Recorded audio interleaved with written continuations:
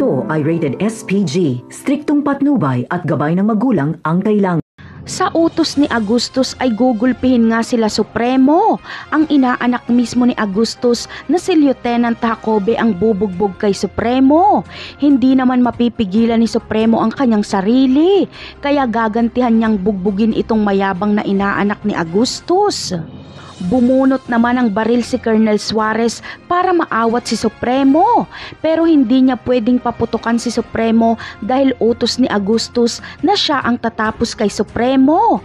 Kaya kailangang makaisip ng paraan agad nila Supremo na makatakas sila bago pa dumating si Agustus dahil siguradong tatapusin na sila nito.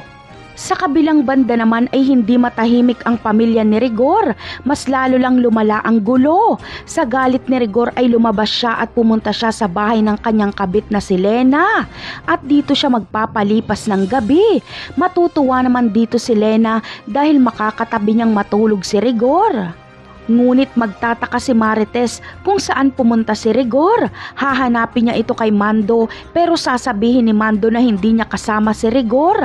At dahil si Mando at Lena lang ang alam ni Marites na kaibigan ni Rigor, ay pupunta si Marites sa bahay ni Lena.